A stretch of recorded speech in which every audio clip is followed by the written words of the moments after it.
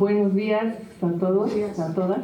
Qué bueno que están nuevamente con nosotros aquí en este espacio, que intenta ser un espacio de reflexión constantemente de temas que tienen que ver con la promoción de la salud, entendiendo la salud como ejercicio vital, ¿no? Como esta capacidad vital que tenemos todos en todos los aspectos de nuestra existencia.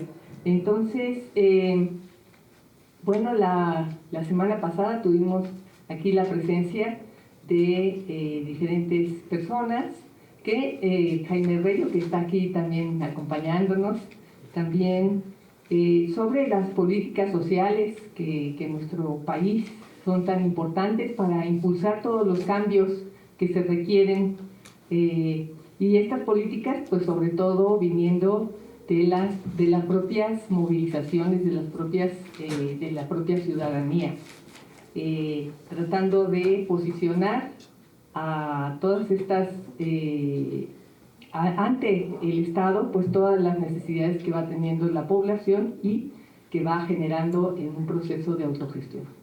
Entonces, el día de hoy tenemos aquí al maestro Raimundo Espinosa, que él pues nos va a hablar sobre...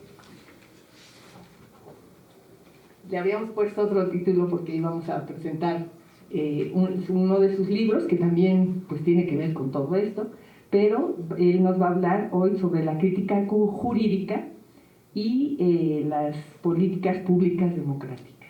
Este es un tema muy importante para todos nosotros.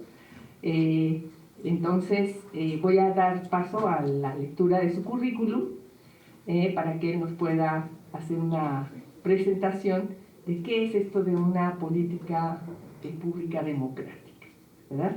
Desde una visión pues muy particular que tiene él, una visión muy profunda, muy completa, muy integral, como la que necesitamos el día de hoy. Raimundo Espinosa es politólogo por la UNAM, así como licenciado especialista y maestro en Derecho Constitucional por la UNAM.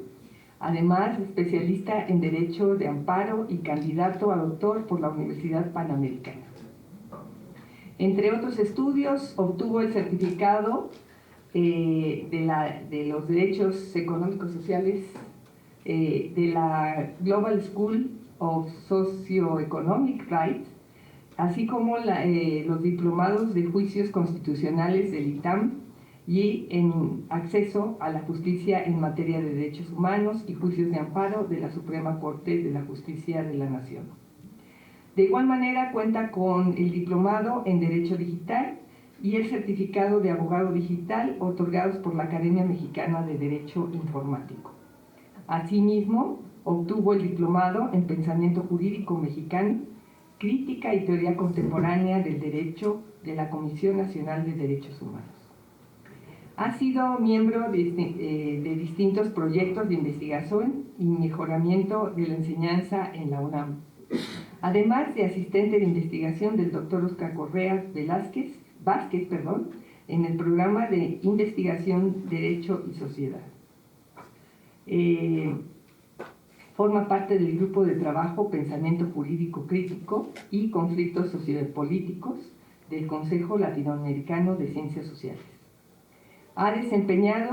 Se ha desempeñado como abogado, postulante y consultor político, así como asesor del Tribunal Permanente de los Pueblos, Sección México, la Asociación Latinoamericana de Integración, la Organización Internacional del Trabajo y de diversos procesos colectivos en defensa del territorio en la Asamblea Nacional de Afectados Ambientales y la Red en Defensa del Maíz, donde ha sido reconocido por impulsar la educación jurídica popular y la práctica del litigio participativo.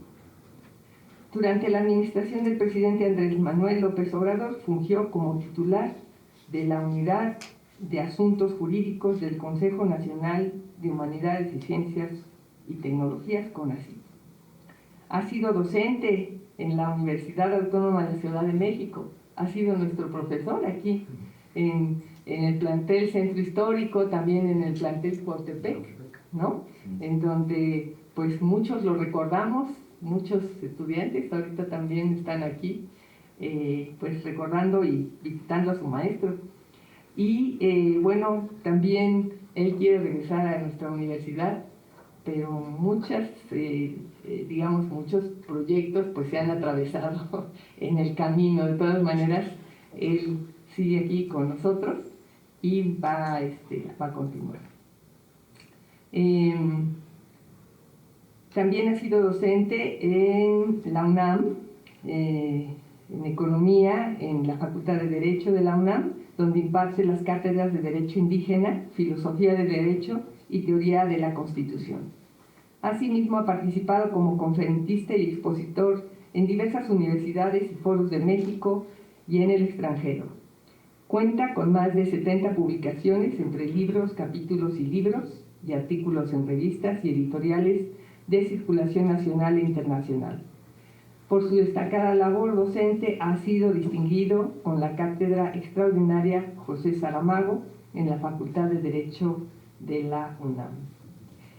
Entre sus obras más recientes está La crítica marxista del derecho, materiales para una introducción, La maquinización del derecho, elementos para una crítica del fetichismo jurídico, tecnoinformático, y en defensa de la crítica jurídica, especificidad y vigencia de un discurso herético, además de otros libros. Y actualmente, quiero decirlo aquí en público y con mucho cariño y mucho orgullo, él ha sido, está participando como candidato a ministerio de la Suprema Corte de Justicia. Es uno de nuestros apuestas para que este país se transforme y tenga realmente una discusión sobre las necesidades y posibilidades que tenemos en esta sociedad con este cambio que pues creemos paradigmático, cambio importante que ha tenido el rumbo de nuestra sociedad mexicana. Entonces, pues sin más preámbulo, que es demasiado lo que se puede platicar sobre Raimundo, que ustedes lo ven muy joven, pero pues creo que es un alma vieja, porque ha trabajado muchísimo por este país, ha trabajado mucho con nuestras poblaciones, con las comunidades, y también pues se ha preparado mucho para entender en qué consiste esta transformación que tenemos que realizar juntos, juntas todos. Bueno, pues les pido un aplauso para el doctor. Pues en principio habíamos platicado, Juanita, pues ya desde hace varios meses, que aprovechando el ciclo que tenían ustedes de promoción de la salud, de este seminario de temas selectos, pues viniera yo a platicar de uno de mis libros más recientes, ¿no? Que es En defensa de la crítica jurídica, especificidad y vigencia de un discurso herético, que es una crítica pues a los fundamentos de la teoría y la filosofía del derecho pues liberales, ¿no? y ortodoxas.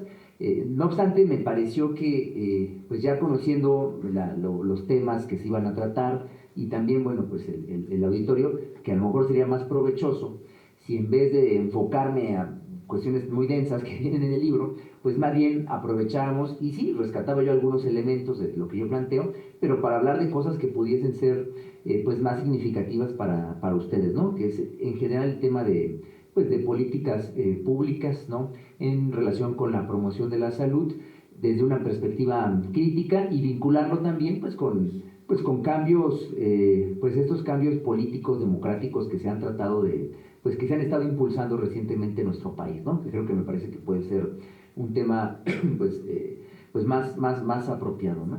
Más amigable también para todas y todos ustedes.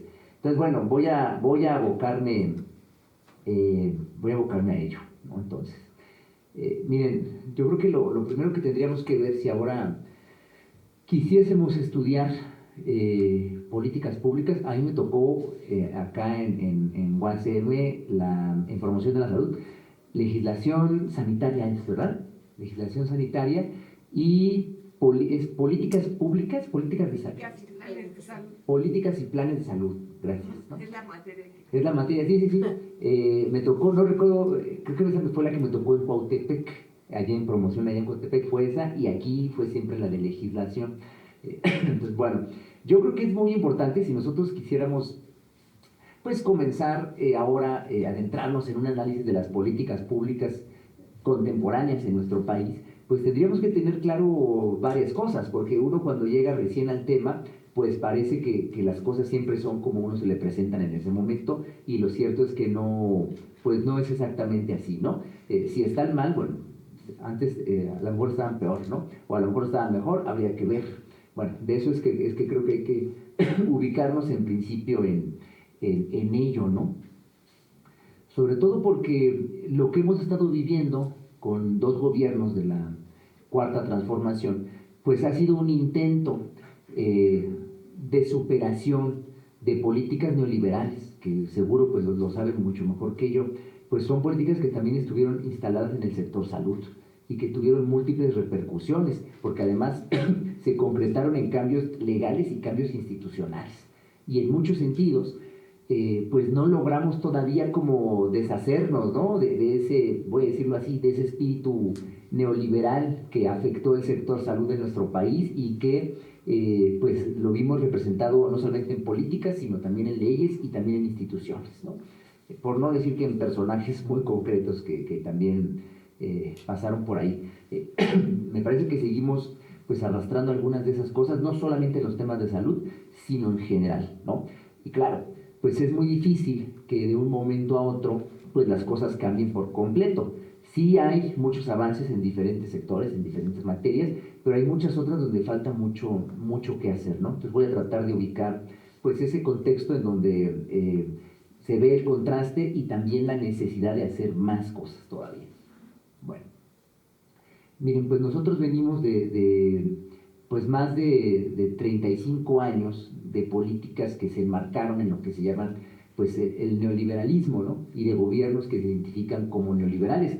A pesar de eso, que parece un hecho histórico, reconocido no solo en México, sino en el mundo, bueno, a pesar de eso, pues todavía hay quienes niegan que existió el neoliberalismo, ¿no? Y quienes dicen, no, pero eso es ideología, ¿no? O sea, cuando tú le dices neoliberal, calificas algo de neoliberal o hablas del neoliberalismo, es un término ideológico. Ya no sirve para hacer un análisis científico, ¿no? De la realidad. Me parece que nada más ideológico que ese mismo postulado negacionista, ¿no? Porque no es una ideología, por más que pueda ser una ideología, no estamos hablando de la narrativa, estamos hablando de hechos económicos concretos, de políticas públicas concretas, de cambios institucionales y legales concretos. No estamos hablando de toda una narrativa que se desarrolló detrás de estas políticas y estos cambios precisamente para justificarlos, ¿no? O precisamente para hacer apología de ellos, ¿sí? O para convencernos de la necesidad o de lo oportuno que era llevar adelante políticas con pues con este mote, ¿no? Con este carácter neoliberal, que ahora me voy a referir más a ello. Bueno, no me refiero entonces tanto a la ideología neoliberal, como le dicen a veces, sino más bien me quiero referir a los hechos que dan cuenta de ello, ¿no? Y el hecho es que en México se instalaron gobiernos neoliberales y que eso implicó una reconfiguración completa del sistema jurídico mexicano, de las instituciones de nuestro país, incluso de la manera en la que se cumple el proceso de las políticas públicas, ¿no? Esto del diseño, la implementación, ¿no? La evaluación y luego otra vez de regreso, ¿no? Bueno, también eso se cambió y quizá haya que empezar por ahí. Las cartas de intención que comenzó a firmar el gobierno de López Portillo con el Fondo Monetario Internacional y con otros organismos de financiamiento, precisamente ante la crisis que atravesó México por la crisis del dólar, en el contexto también de la crisis de los precios del petróleo, pues orilla que se empiecen a celebrar estas llamadas cartas de intención, donde México se compromete a tomar una serie de medidas macroeconómicas para regular la economía nacional. Y eso implicó, entre otras cosas, reducir el gasto social, ¿no? También el gasto público, pero básicamente el gasto social y empezar a rebajar el papel del Estado en la economía, ¿no? Para que dejara de cargar con esos compromisos. Y también implicó, pues, echar para adelante una serie de medidas donde, bueno, pues en lugar de que el Estado cumpla con funciones de carácter social, pues más bien sean los individuos quienes vean de qué manera pueden cumplirlas a partir de oportunidades que podría brindar el Estado en general, ¿no? Todo este cambio pues fue muy importante y sucede en el paso, pues a lo largo de la década de los 80, ¿no? Pero son compromisos que vienen adquiridos desde antes, ¿no? Por la devaluación del peso que pasa al final del sexenio de López Portillo, pero luego, en el caso de Miguel de la Madrid, pues se acrecientan y vienen más cartas de intención, y no solo eso, México entra al GATT, y eso quiere decir que queda comprometido, que pues se hace responsable de ciertos compromisos comerciales a nivel mundial y acepta los principios y las reglas de lo que posteriormente va a ser la OMC, la Organización Mundial del Comercio, ¿no? Estos hechos en el contexto del gobierno de Miguel de la Madrid supusieron o se tuvieron proyección interna. La planeación en México, como la conocemos nosotros, pues inicia precisamente en el gobierno de Miguel de la Madrid. Ya antes había habido intentos, desde el gobierno de Cárdenas, había habido intentos ya de tener programas de gobierno, ¿no? Y tratar de cumplirlos y demás, y hubo otros, ¿no? Incluso en el mismo gobierno de López Portillo ya había habido un antecedente importante con un par de programas, pero no era lo que conocemos ahora, esto de la planeación democrática del desarrollo nacional integral. Como viene en los artículos 25, 26, 28 de la Constitución, bueno, no era así. Precisamente, la primera reforma constitucional que hace Miguel de la Madrid entrando al gobierno, a la presidencia de la República, la que promueve, pues, tiene que ver con esos artículos, ¿no? Y es donde hace un reacomodo de, digamos, los mandatos constitucionales en materia económica, hace un reacomodo completo de ello, son varias cosas, el reconocimiento de 3 sectores de la economía, por ejemplo, el público, el privado y el social. Bueno, pues esa es una reforma que viene con Miguel de la Madrid, pero también es la reforma donde reconstruye las áreas prioritarias del desarrollo nacional y las distingue de las actividades estratégicas, por ejemplo, ¿no? Pues que es muy importante porque ahí es donde se encuentra el petróleo, la electricidad, los correos, ferrocarriles, etcétera. Todo lo que las décadas, lo que los años posteriores, pues se fue quitando de orden, dejó de ser de orden público para volverse privado, incluso para desnacionalizarse, ¿no? Bueno, pues ese mapa lo planteó Miguel de la Madrid. Pero en el tema propiamente que nos ocupa, pues es ahí donde aparece esta expresión de la planeación nacional de desarrollo integral, no solamente económico y social, sino también sustentable. A eso es a lo que le llaman integral, ¿sí? Y que es nacional, porque también no solamente es por una perspectiva desde la federación, digamos, sino es también porque abarca pues la totalidad del territorio nacional, ¿no? O sea, las entidades federativas, los municipios de alguna manera. Bueno, esta expresión entra ahí, y todo esto que ahora conocemos como el Sistema Nacional de Planeación, pues ahí es donde aparece. Y dirán ustedes, bueno, pero eso tiene que ver seguramente con un proceso de racionalización de las estructuras del Estado, ¿no? Porque de eso va en parte la modernidad. Pues no tiene que ver con eso. O sea, sí pasa eso, pero más bien tiene que ver con que las cartas compromiso que firmaron y los acuerdos con los que se fueron comprometiendo con Estados Unidos y con organismos financieros internacionales que dependen de Estados Unidos, siempre ha sido Estados Unidos el que ha estado detrás. Esas cartas de intención y los avales que se requerían para conseguir mayores, para que se autorizaran los préstamos y el consiguiente endeudamiento público, supusieron aceptar ciertos compromisos que no podían quedar ya solamente en instrumentos de buena fe, sino que tenían que convertirse en instrumentos jurídicos, ¿no? Y entonces ya bajar como política pública con un fundamento legal. Y en este caso fue constitucional. El Sistema Nacional de Planeación, aunque diga democrático, aunque diga nacional, aunque diga integral, aunque diga sustentable, aunque diga económico y social, ¿sí?, pues fue una de las principales peticiones del gobierno de Estados Unidos y de los organismos financieros internacionales para garantizar que México iba a reordenar sus finanzas públicas, para garantizar que México iba a asumir compromisos de política pues macroeconómica, ¿no? De control de gasto, de control de inflación, de control de salario, etcétera, etcétera. Entonces no fue una reforma pues así simplemente prodemocrática, ¿no? Fue una reforma que más bien comprometió a México con una manera de entender la gestión pública, la administración de la cosa pública, la planeación, ¿sí?, de la economía, del desarrollo económico nacional, sí, dentro de los dineros de lo que iba a ser conocido como neoliberalismo. Recientemente, bueno, la ley esta es de 1983, ¿no? La reforma constitucional del 82 y la ley es del 83. Esa ley sigue vigente y la pueden revisar. Con esa ley fue que se hizo el proceso para la creación del Plan Nacional de Desarrollo de esta administración. Y uno de los puntos que se señaló, afortunadamente, y lo hizo Edgar Amador, que hoy es el titular de la Secretaría de Hacienda, pues fue precisamente señalar esto. La planeación, el Sistema Nacional de Planeación que tiene México, pues fue un mandato neoliberal. Es muy importante entonces revisarlo, porque seguimos haciendo planeación al estilo de los neoliberales.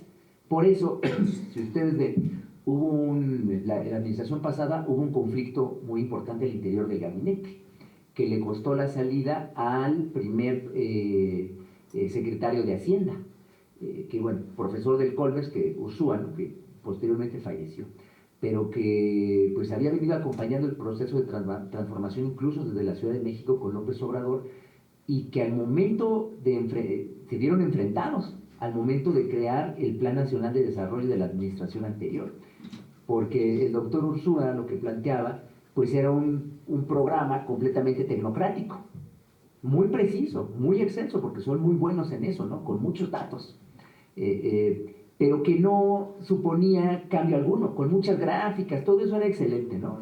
Si fuese en la universidad, yo también le ponía 10 al doctor Ursúa por ese trabajo, excelente en eso, ¿no?, muy ñoño, muy bien, pero pues políticamente sin ningún mensaje, ¿no?, y que más bien confirmaba una tendencia y que era parte de una inercia institucional que precisamente había que revertir.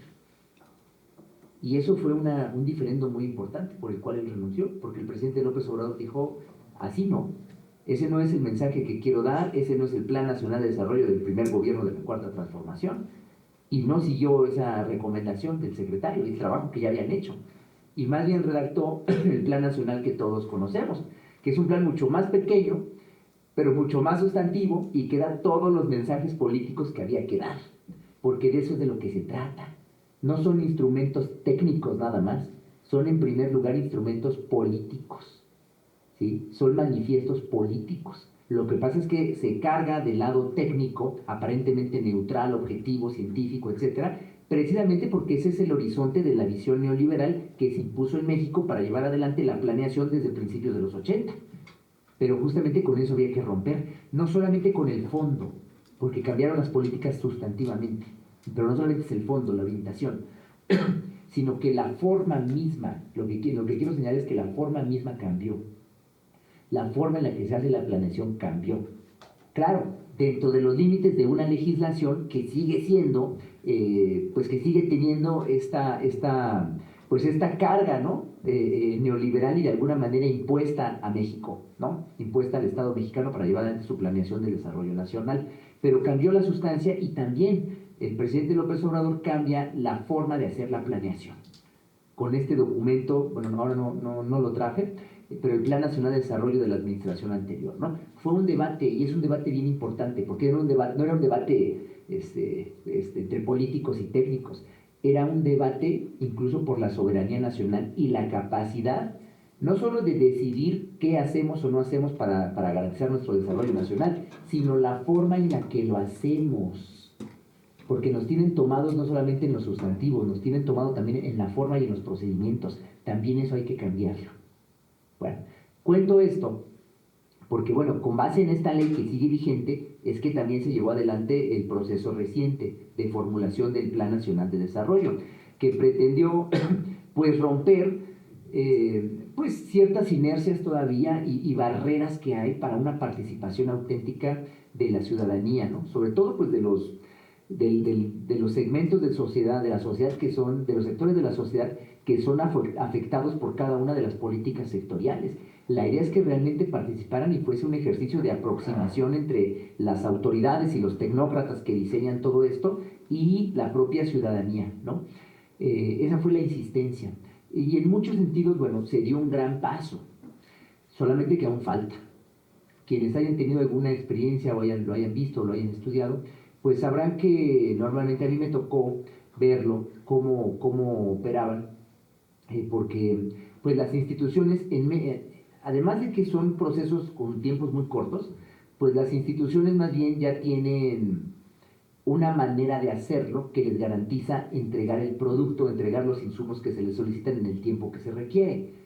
Pero es que esa forma, pues ya completamente institucionalizada, y lo digo en un mal sentido, pues ya no permite la participación espontánea, ya no permite una expresión auténtica pues de parte de la misma ciudadanía, porque son moldes, son formas, son procedimientos ya establecidos que se siguen al pie de la letra para garantizar entregar productos en un tiempo específico.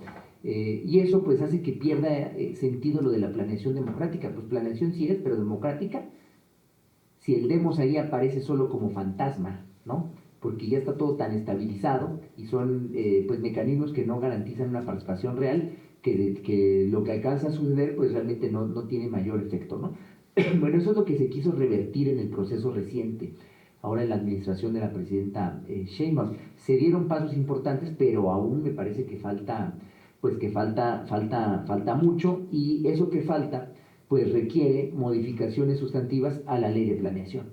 Y no solamente a la ley de planeación, a la Constitución en lo que tiene que ver con los temas de planeación. Ya algo hicieron, pero la ley no se ha tocado. Entonces, ese es un primer punto a considerar para que se entienda mejor cómo es que entramos al estudio pues, de políticas y de planes en los temas de promoción de la salud y en cualquier otro tema, porque son las discusiones que están teniendo lugar, y todavía no entro a los temas de fondo. Esto es solamente el procedimiento, ¿no?, conforme al cual se hace. Bueno, ese es un primer punto para entender las diferencias y los cambios que se han tratado de llevar adelante y los límites de lo que se ha podido hacer, ¿no?, lo que falta por hacerse. En términos sustantivos, bueno, pues en cada materia podríamos hablar muchísimas cosas, ¿no? Voy a tratar de dar una caracterización más global del asunto. Lo que implicaron los gobiernos neoliberales, las políticas neoliberales, que se imponen, no solamente se imponen como políticas públicas, ¿no? No solamente es una política económica neoliberal así. Lo que pasa es que eso también trasciende a la legislación. Incluso implicó una reconfiguración completa del sistema jurídico mexicano, y ahora me voy a referir a ello. Pero también implicó modificar instituciones. Hubo un gran desarrollo institucional a partir del neoliberalismo, precisamente para tratar de atender pues, los principios y los objetivos de esta visión de desarrollo nacional, ¿no?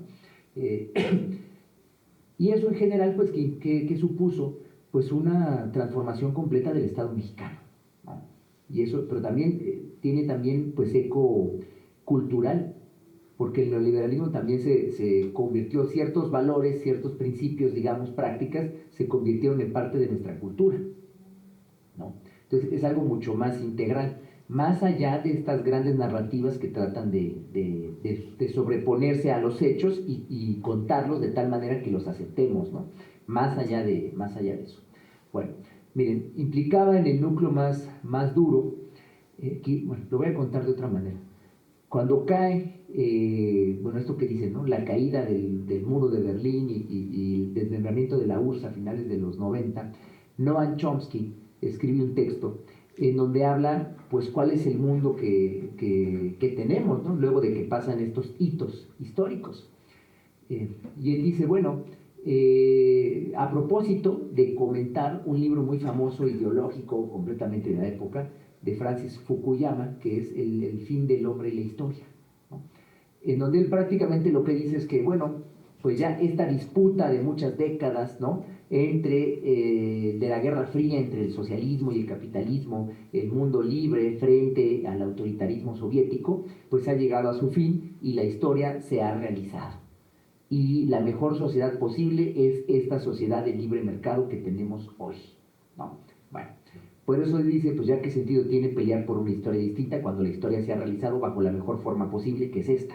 Esa es la tesis. Bueno. Acompañada de muchas otras cosas, como todo el discurso intervencionista de Samuel Huntington, ¿no?, detrás de esto.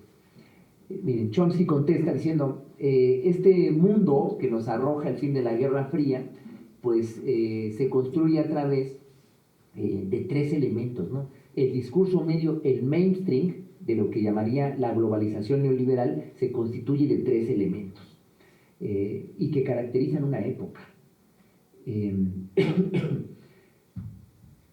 La democracia electoral, o sea, el tipo de democracia que defienden los intelectuales norteamericanos, la forma del gobierno representativo que defiende Estados Unidos y que trata de expandir por el mundo y que se enfrenta a formas participativas o deliberativas de democracia, porque es meramente democracia electoral, basada en la idea de gobierno representativo que se viene construyendo pues desde la independencia misma de las colonias y que queda patente pues en libros que yo no sé por qué le dan tanto mérito, pero en libros como El Federalista, los Federalist Papers, en donde precisamente lo que construyen Madison, Hamilton, Jay, pues es la idea del gobierno representativo, no para fortalecer la democracia ni la república, sino precisamente como una estrategia política para evitar que las masas, que la muchedumbre, que la plebe participe en la política, porque quienes pueden ser electos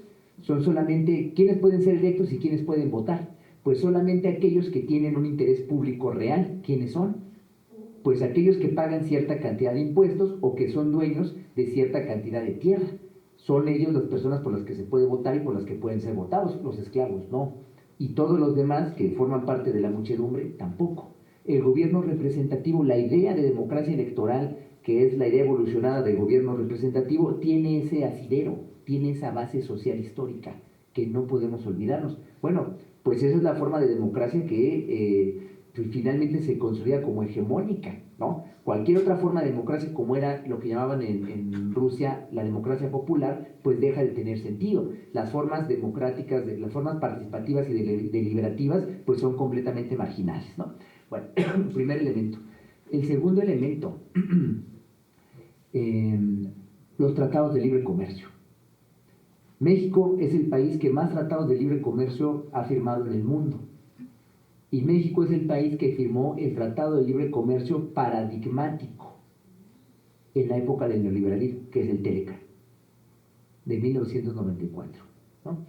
Y además, cuando vino la discusión y Estados Unidos dijo, quiero discutirlo, pues México presto, la administración del presidente Peña Nieto, presta, Guajardo era el quien negociaba, pues presto se sirvieron a rechazar el TELECAN y más bien adoptar la nueva forma, que es la del TEMEC, ¿no? El Tratado de Canadá, México, Estados Unidos.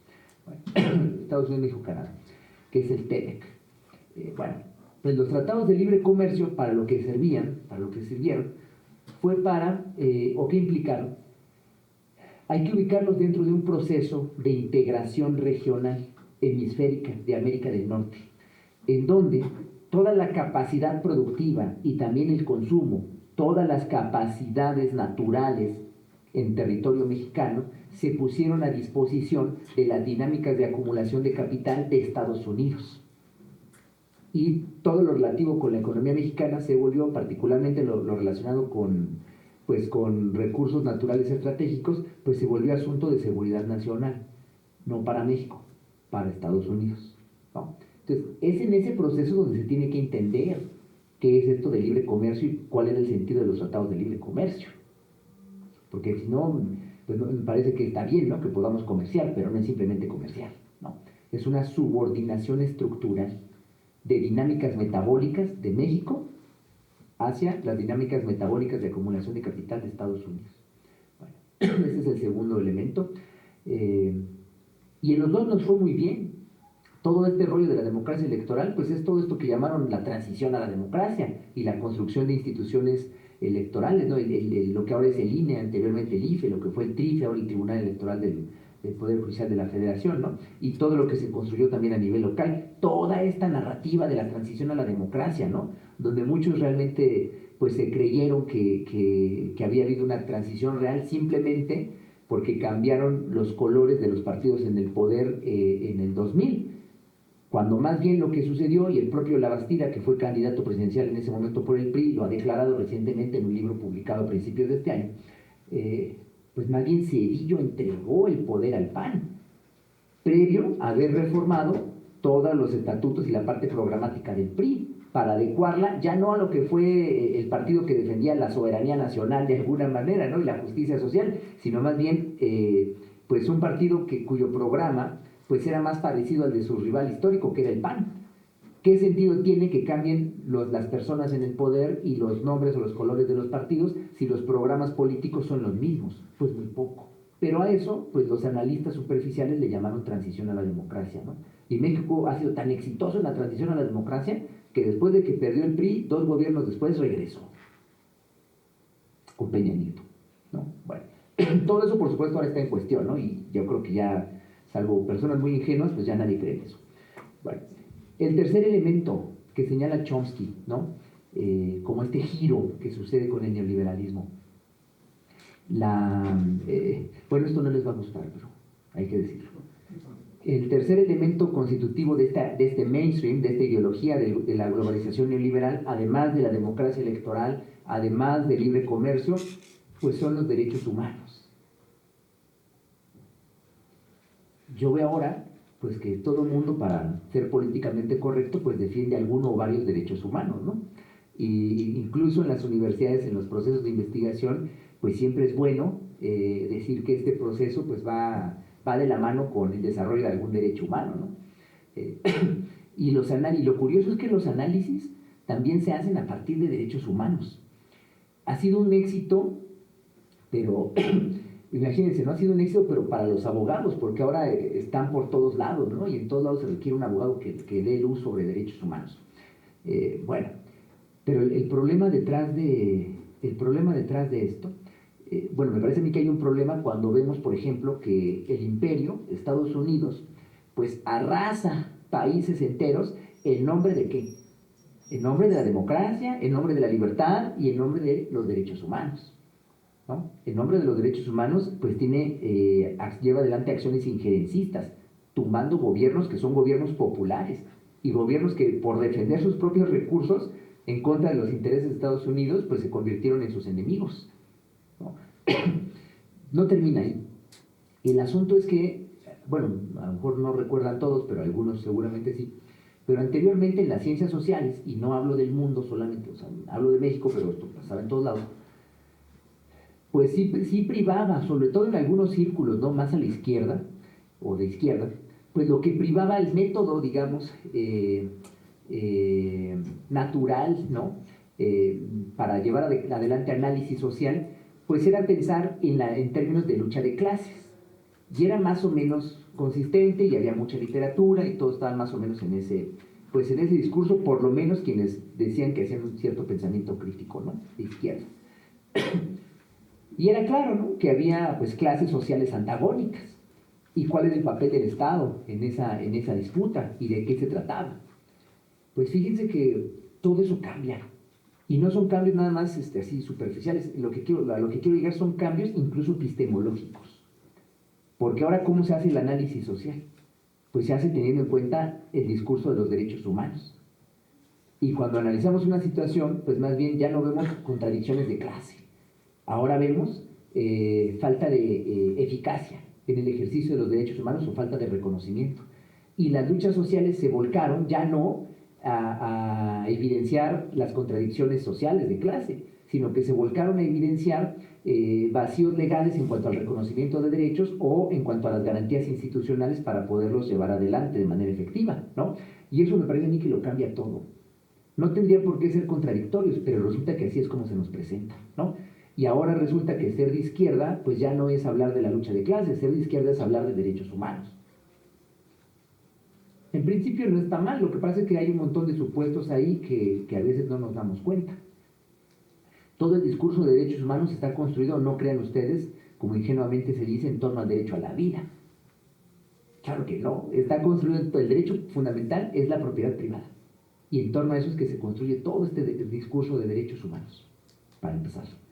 Luego, por ejemplo, pues aunque ustedes sumaran decenas de catálogos de derechos humanos y decenas de derechos humanos, como se hace cuando hay talleres de esto, y que son realmente una burla, aunque ustedes sumaran todos esos derechos y tuvieran todas las instituciones, ¿no? Todo el reconocimiento y todas las instituciones, aún así, ¿saben qué? no podrían derrocar ni superar la modernidad capitalista. Porque los derechos humanos forman parte precisamente de esa modernidad capitalista. Claro, hay dimensiones emancipatorias de los derechos humanos, pero hay que destacarlas porque quedan ocultas y subordinadas pues, a toda esta otra narrativa que nos hace pensar que el cambio social viene solamente es la lucha por reconocimiento de derechos y por garantías para que sucedan. Sí, pero en una sociedad basada en contradicciones de clase, que todos los días produce pobreza y que todos los días hace más amplia las brechas de desigualdad, ¿cuándo vamos a acabar de resolver el problema de la justicia social o la cuestión social? Nunca, por más derechos humanos que haya y por más reconocimiento de instituciones garantes que haya, no va a suceder, porque el problema no está ahí, el problema no está en la distribución, el problema está en la producción. Y esa producción es de pobreza, de miseria, a la vez que de gran riqueza que se produce colectivamente pero que se apropia de manera privada. Si no resolvemos eso, los derechos humanos, con eso no lo vamos a resolver, ¿no? Entonces, bueno, a esto se refiere Chomsky, ¿no? Como pues elementos constitutivos de este discurso de una sociedad post-Guerra Fría. En nuestro país, todo esto tiene muchísima presencia, ¿no? Me referiré simplemente a un par de hechos. Cuando vienen las negociaciones para el Telecán, México pues lo entrega todo, porque lo que le interesaba era colgarse de la producción, de las cadenas de valor, de las cadenas de producción de Estados Unidos, ¿no? Y atraer capitales. Incluso estuvo dispuesto a entregar la producción nacional y la industria nacional, reconfigurarla por completo para dirigirla hacia las exportaciones y hacerse dependiente de estar importando cosas que antes no necesitaba. Bueno, pues eso fue lo que sucedió, y cuando se firma el tratado y se empieza a desplegar, eso se consolida, ¿sí? Pero antes, para que sucediera eso, hubo que cambiar muchísimas leyes en nuestro país, incluida la Constitución. Muchísimas leyes. Para que después, por ejemplo, era la ley de metrología, ahora es de infraestructura de calidad. Cambió ahora con el presidente AMLO, pero era de metrología. No teníamos. De nuevo nos sale ¿qué? Bueno, pues es una ley muy importante para el comercio internacional, porque es la ley que te establece pesos y medidas y criterios para medirlos. Entonces no puedes tú participar en el comercio con Estados Unidos, ni con los chinos, ni con Brasil, ni con nadie, si no tienen cierta homogeneidad en las cantidades y en los criterios para medir lo que están intercambiando. Esa ley hace eso. Bueno, pues era muy necesaria, ¿no? Pero como esa mucho más, todo el derecho ambiental mexicano pues, se desarrolla precisamente en el contexto neoliberal. La legislación de salud también, pero como eso, pues lo que me digan, porque lo cambiaron todo. Cuando ya entra en vigor el Telecán y se habían hecho todos estos cambios, pues vienen los cambios que faltaban. Y todavía Zedillo, pues, arrasa con lo que hacía falta. Muchas leyes que tienen que ver, por ejemplo, con temas bancarios y financieros, ¿no? ¿Por qué? Porque el comercio se hace así, no se hace en efectivo, se hace a través de transacciones, ¿no? Bueno, todo esto sucedió.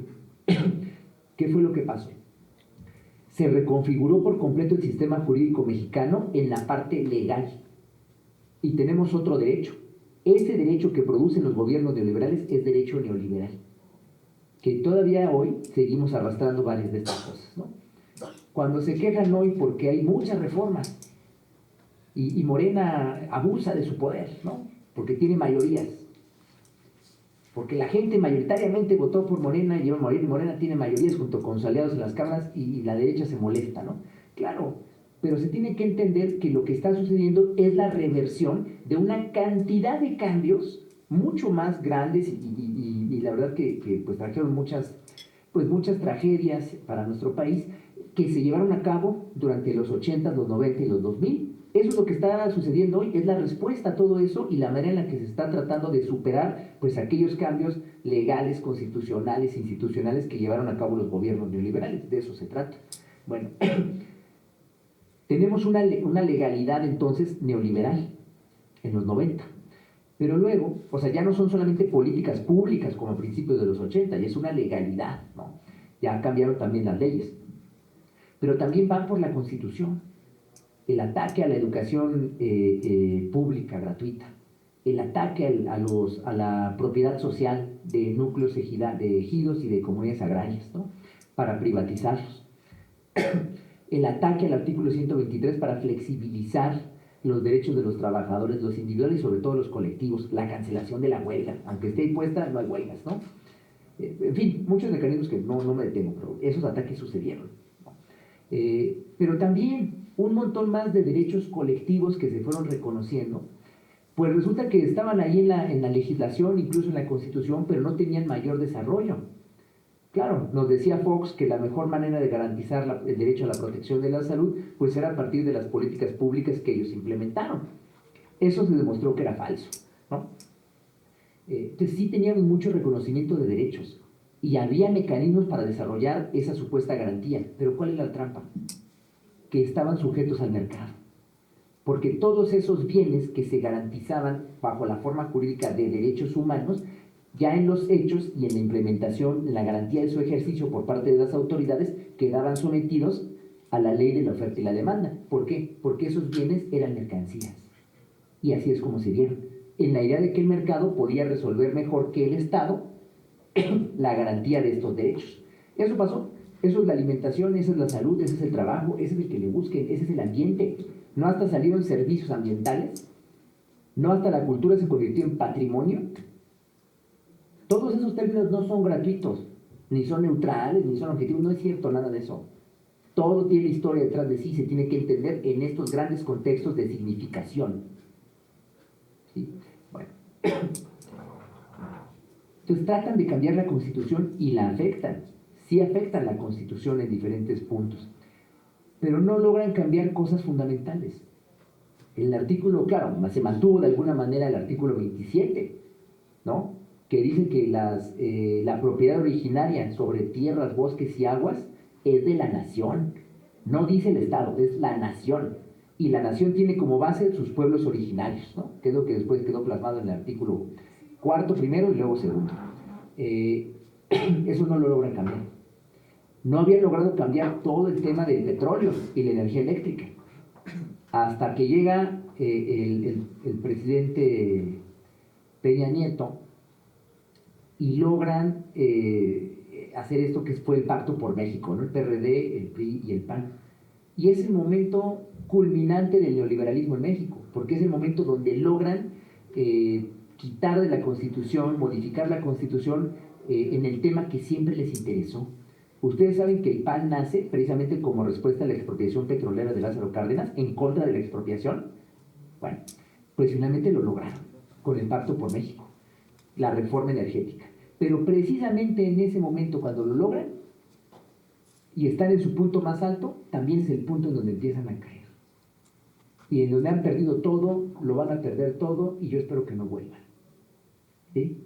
Eso es lo que pasó. Pero sí rompieron la Constitución cuando llegaron a ese punto, ¿no? Bueno, ¿qué tenemos entonces? Una Constitución afectada en diferentes artículos, en diferentes temas muy importantes, pero que mantiene todavía, primero, una memoria histórica del constitucionalismo social mexicano, producto de una revolución, ¿no? Pero que mantiene también pues, una serie de principios que no lograron modificar. ¿Qué les duele mucho? ¿Qué fue lo que no pudieron hacer? Lo que a mí me parece el artículo más importante de nuestra Constitución, que es el artículo 39. El artículo 39 dice que la soberanía nacional reside esencial y originariamente en el pueblo. Todo poder público dimana del pueblo y se instituye para beneficio de éste. Ahí, si ustedes ven, se delinea toda la estructura del Estado mexicano. La fuente del poder, de todo poder público, es el pueblo. Las instituciones con base en las cuales se va a ejercer ese poder público, ¿sí? Las diferentes instituciones, tienen como propósito beneficiar al pueblo de México, que es lo que le da legitimidad al orden institucional. Si las acciones de las instituciones públicas, de los poderes públicos, no están orientadas a satisfacer las necesidades o el beneficio, no van orientadas en beneficio del pueblo de México, sucede lo que hemos llamado desviación de poder. Porque las autoridades están actuando bajo un principio de legalidad, de presunta legalidad en el orden institucional, con una legitimidad popular, pero en contra de los intereses de ese pueblo.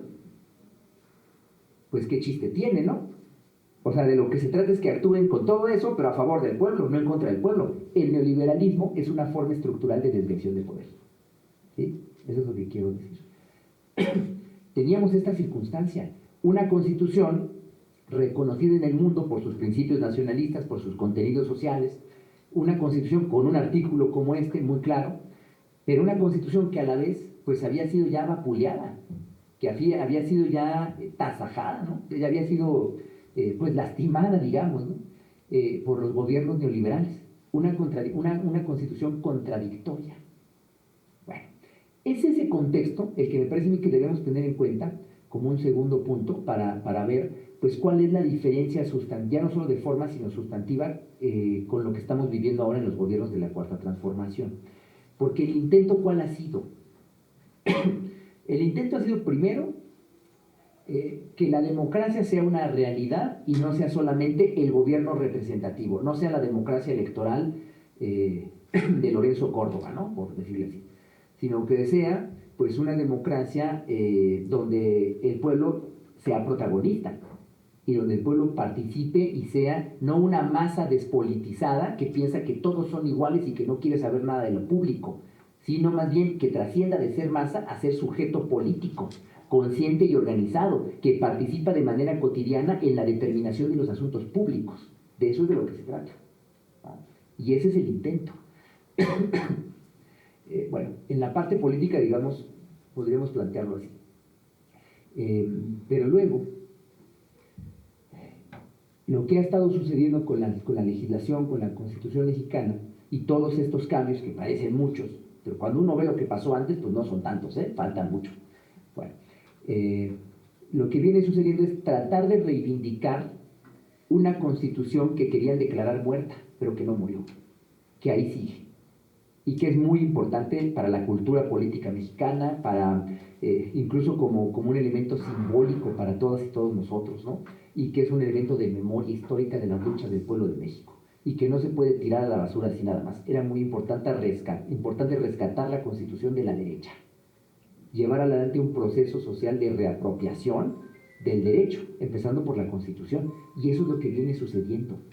Sí, se expresa como mayorías en las cámaras, en el Senado y en la Cámara de Diputados, mayorías en las legislaturas locales, sí, ese es el procedimiento formal, pero detrás lo que hay es un proceso histórico de reapropiación social del derecho mexicano, para hacer un lado, pues todas las rebabas que quedan todavía de derecho neoliberal, que fue un derecho que además deben saber, no se definió por intereses de grupos mexicanos, no se definió por mexicanos, se definía desde fuera. Empresas transnacionales metidas en esto, el gobierno de Estados Unidos, agencias internacionales, pues son los que hacían los proyectos de ley, son los que proponían las reformas a la Constitución. ¿O quién propuso las reformas al artículo 27 en materia de petróleo y electricidad? ¿O quién propuso la ley de bioseguridad de organismos genéticamente modificados? ¿O quiénes proponían todas las demás reformas a leyes que son muy técnicas? Nada más los asesores buena onda de los diputados y senadores.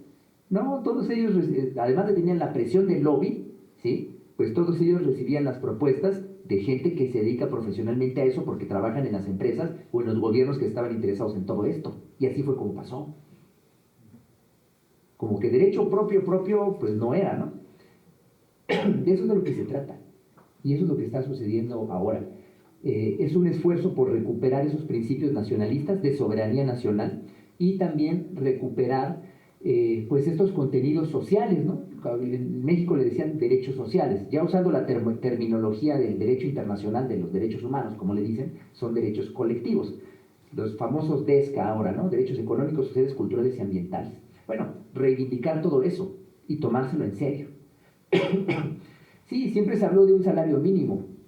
Sí, pero un salario mínimo que pues no alcanzaba para nada, ¿no? Apenas ahora está haciendo el esfuerzo por subir el salario mínimo. Y apenas ahí vamos, todavía falta mucho.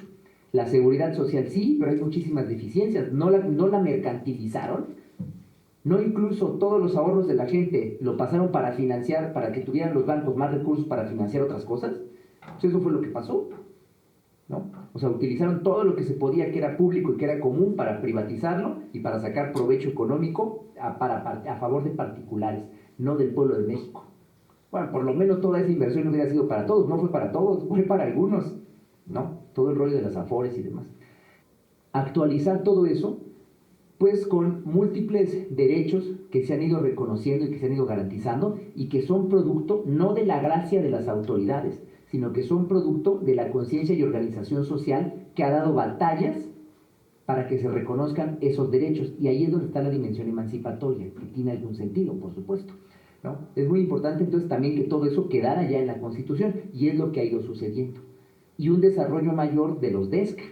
También eso ha ido sucediendo, ¿no? La reforma reciente del artículo 4 y de los artículos 4 y 27 constitucionales en relación con la prohibición de que en México se siembre, se cultive maíz genéticamente modificado, o la defensa de la milpa, la reivindicación de la soberanía alimentaria o la promoción de las prácticas agroecológicas, pues van en este sentido. No lo teníamos antes, ahora ya lo tenemos y está en la Constitución. Entonces no solamente es traer al presente lo que teníamos y nos querían arrebatar o nos habían arrebatado, sino eso mismo también fortalecerlo con todas las nuevas derechos que han sido producto de luchas sociales contemporáneas en nuestro país, ¿no? Lo mismo pasa con los temas de comunidades, pueblos y comunidades indígenas, o con las luchas de las mujeres, las luchas de género. También eso pues también hay ese intento, ¿no?, por hacerlo así. Yo creo que, por ejemplo, en estos dos casos que mencioné, pues no caben en un artículo. Ayer estábamos hablando de los temas de la reforma indígena reciente, y hay una pelea, ¿no? Porque dicen unos, bueno, es que solamente se reformó el artículo 2, pero había en el proyecto original eran 17 artículos, ¿no? Entonces nos fallaron. Pero bueno, a ver si en la ley general que se está construyendo ya se logra saldar todo esto. Yo la verdad creo que hay un problema ahí con la manera en la que se ve el asunto, porque los pueblos y comunidades indígenas de México no caben en un artículo, y no caben en 17 artículos. Los pueblos y comunidades indígenas de nuestro país, igual que afromexicanos, pues son toda la Constitución, porque es una cuestión transversal, una cuestión de nuestra identidad nacional, y todas y todos nosotros aquí tenemos algo de ellos, si no es que somos ellos mismos, ¿no? Pero no nos descubrimos y no nos vemos así. No cabe, la cuestión indígena no cabe en un artículo, ni en 17, ni en una ley. Eso debe ser una perspectiva transversal que atraviese la totalidad del orden jurídico mexicano. Ahorita seguimos peleando que si es un artículo son 17. Yo creo que esa perspectiva es muy, muy corta, ¿no? Habría que verlo de otra forma, y lo mismo pasa en los otros temas. Bueno, este es el segundo elemento, ¿no? Cómo es que se está tratando de impulsar una reconfiguración del Estado mexicano de carácter post-neoliberal. Bueno, es un reto muy grande. A mí me parece que hay avances importantes, pero todavía tenemos muchos problemas y hay mucho que hacer. Y lo voy a presentar, este último punto, lo voy a compartir con ustedes, pues reflexionando sobre la coyuntura de nuestro país. Y con coyuntura me refiero pues a la gestión tan complicada que tiene que llevar la presidenta Sheinbaum por la relación con Estados Unidos, ¿no? Y la manera en la que Trump se nos ha presentado. Bueno, pues lo que se había proyectado y lo que se había planeado, pues giraba todo en torno a cómo México podía participar y auxiliar, complementar el giro de la política económica e industrial de Estados Unidos, ¿sí? Y se construyó de esa manera, y nadie esperaba otra cosa. Incluso algunos esperaban que no ganara Trump, pero ganó Trump, y no esperaban que viniera tan agresivo, con cosas que ya había dicho antes en el gobierno, en su administración anterior, pero además cosas que dijo toda la campaña lo dijo. O sea, pues no debería haber esta sorpresa, ¿no? Todo esto gira pues en torno al concepto del nearshoring, ¿no? Cómo México reconfigura sus cadenas de producción internas para colocarlas de manera estratégica, no para interés nacional, sino para el interés de la industria norteamericana. De eso es de lo que se trata. Bueno, pues Estados Unidos con Trump está diciendo que no le interesa. Que eso no le interesa, porque Estados Unidos no le está apostando al nearshoring, le está apuntando al reshoring, o sea, a que vuelvan a su propio territorio, o al inside-shoring, o sea, que esa reconfiguración suceda, pero dentro de Estados Unidos, no afuera. Y básicamente le está diciendo a México, no nos interesa lo que tú nos ofreces. Y tú te la has pasado colgado de nosotros, ¿no? Y tampoco nos interesa el TEMEC. El tema de los aranceles, que otra vez, ¿no? O sea, ha sido un mes, bueno, ha sido unos días así como que, bueno, nos distraemos en otros temas, pero ya viene. O sea, ya viene otra vez la discusión sobre qué va a pasar con los aranceles. Bueno, el que imponga aranceles a México, por supuesto, es la señal de que no le interesa ya los tratados de libre comercio tipo TEMEC. Y que esa integración hemisférica de América del Norte, que se vino impulsando desde los 80, pues que ya no tiene sentido para los Estados Unidos. Porque ya no quieren eso. Bueno, a Canadá ya se lo quieren comer y a México en una de esas se distraen y le quitan la otra mitad del territorio que les falta, ¿no? Pero no les interesa llevar adelante pues esta integración económica que vino sucediendo. Por eso Trump insiste tanto en que quien ha perdido con el TELECAN ha sido Estados Unidos, ¿sí? Porque la estrategia de México siempre fue cómo colgarnos de Estados Unidos y ponernos a sus pies. Reconfiguramos toda nuestra economía para que sea una economía de exportación. Lo que producimos nosotros es para vendérselo a ellos y a otros, pero sobre todo a Estados Unidos, y luego lo que nos hace falta se lo compramos todo a Estados Unidos, o gran parte por lo menos. Ese fue el meollo de las políticas neoliberales, ¿no? Y es un gran fracaso. Y ahora que Estados Unidos ya no quiere eso, Estados Unidos que nos lo impuso, ahora nos dice 40 años después ya no lo quiero, pues hay una crisis tremenda, porque incluso pues en los gobiernos de la Cuarta Transformación, muy comprometidos y muy con los matices que ustedes gusten, pero todavía se intenta defender el Tratado de Libre Comercio. Yo platicaba con un compañero de izquierda, bueno, ¿y ahora de qué se trata? Si yo entendí que la lucha era en contra de los tratados de libre comercio, y ahora la izquierda lucha por defender los tratados de libre comercio con Estados Unidos, es muy confuso, ¿no? Bueno, tiene toda esta complejidad.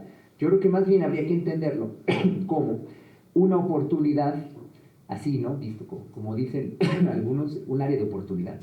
Habría que verlo como una oportunidad para que México asuma la responsabilidad de fortalecer con un programa propio, viendo sus capacidades y necesidades, ¿sí? Fortalezca su política económica y su política industrial. Y sí, lleva adelante una reconfiguración de la economía mexicana, pero vista desde los mexicanos para los mexicanos. Eso es lo que necesitamos y es una oportunidad. Lo que está sucediendo con Trump, con Estados Unidos, es una oportunidad para esto. Y eso podría ayudar al fortalecimiento del mercado interno, no para que haya esta locura de que producimos una serie de cosas para ellos y ellos nos venden lo que nosotros ya no producimos, entre otras cosas alimentos. El tema del maíz pasa por ahí, por ejemplo, y otras cosas, pero por decir un caso que fue reciente y que ha sido muy sonado. Yo creo que es una oportunidad para fortalecer el mercado interno y además para diversificar nuestros socios comerciales. Brasil, que en muchos parece a México, que es mucho más grande, en esto no tiene que ver con México, porque Brasil no tiene la relación que nosotros tenemos con Estados Unidos, y claro, no tiene el condicionamiento geográfico que nosotros sí, ¿no? Pero si ustedes miran a Brasil, pues Brasil tiene un comercio diversificado, que le permite no depender de uno solo, sino tener tratos con todos, y cuando alguno falla, tiene lo demás. México no está en esa situación. México depende mucho de Estados Unidos, y cuando Estados Unidos no nos quiere, pues ¿qué hace México? Pues se hace así y empieza a llorar, ¿no? De por qué, acéptame, ¿no? Acéptame, papá, ¿no? No quiero ser huérfano. Pues es algo así. O sea, da la verdad hasta para pensarlo en términos psicoanalíticos, ¿no? ¿Qué onda con la psicología del mexicano?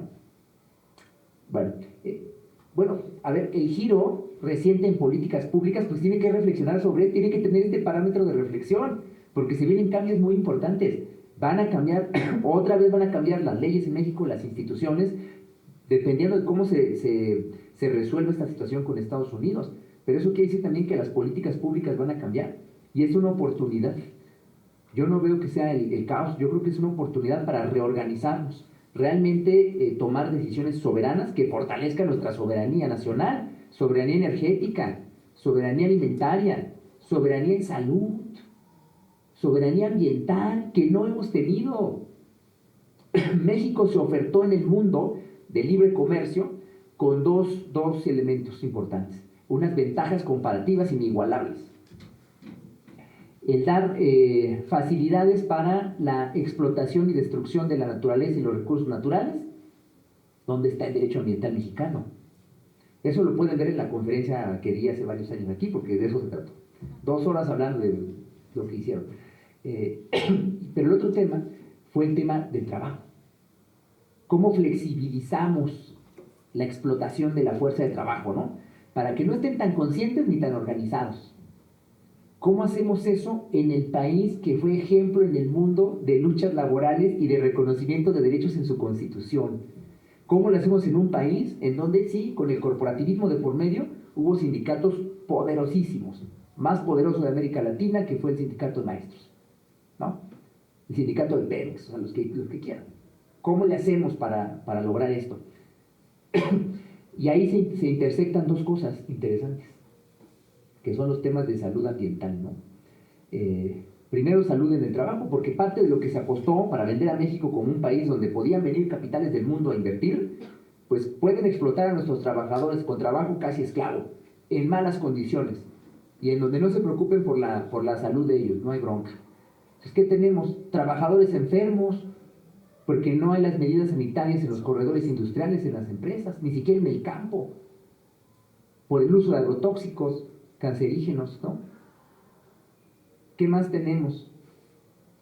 Que además estas industrias que se vinieron a instalar al país, en el caso de aquí en Toluca, en el caso de Guadalajara, ¿no? En el caso de Nuevo León, Monterrey, son grandes corredores industriales y otros tantos que hay. También hay que mencionar ahí, por ejemplo, la explotación de recursos naturales como el petróleo, genera mucha contaminación. Bueno, pero no vinculan el desastre ambiental con los temas de salud. Precisamente lo que se borra es la salud ambiental. Eso se borra.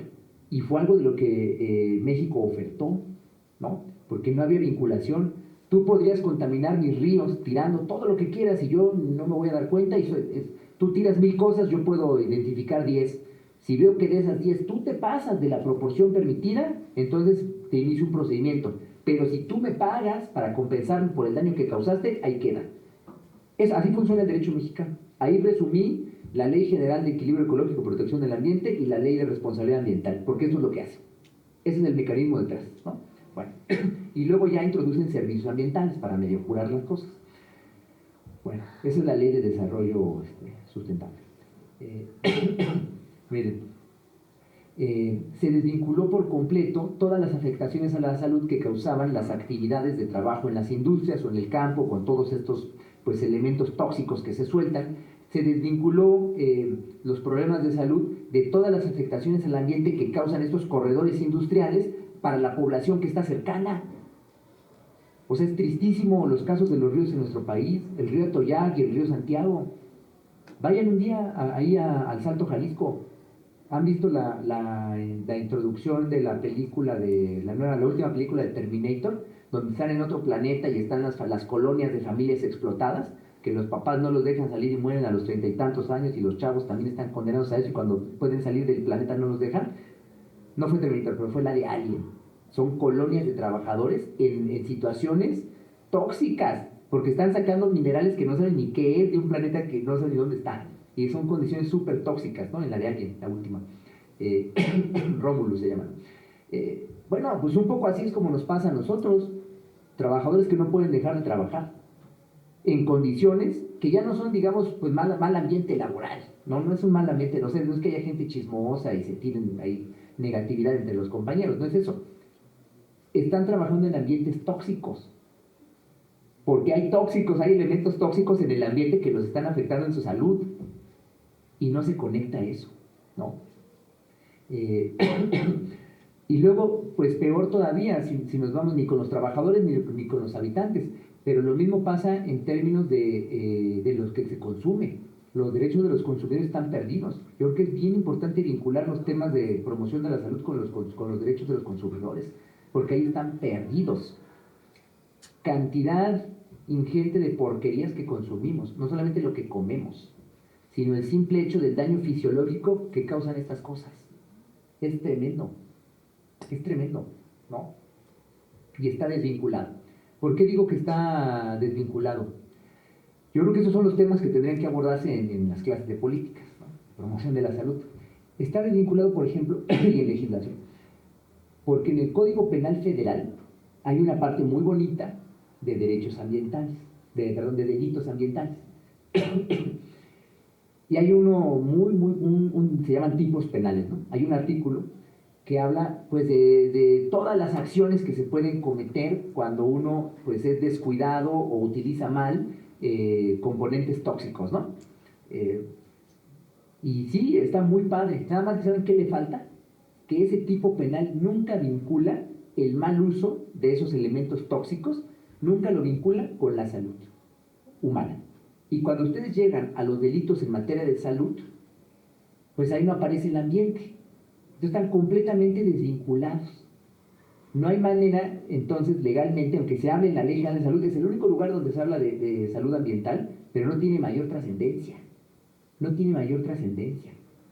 Y si no, bueno, que nos cuente la gente de las instituciones de salud del país qué es lo que hacen en materia de salud ambiental. Porque por lo que yo he escuchado y he visto, pues no pueden hacer mucho, y no es que sepan hacer mucho, y tampoco los veo queriendo hacer mucho, ¿no? Pero si nos fuéramos más allá de eso, lo cierto es que en el punto límite, que es la materia penal, está desvinculado la contaminación ambiental, los delitos ambientales, de los delitos contra la salud. Los delitos contra la salud son delitos por el tráfico de drogas, pero no son delitos vinculados con afectaciones al ambiente, a los entornos vitales que repercuten negativamente en la salud de las personas. Esa vinculación hay que hacerla, ¿no? Eso por señalar uno de los límites que tenemos al día de hoy.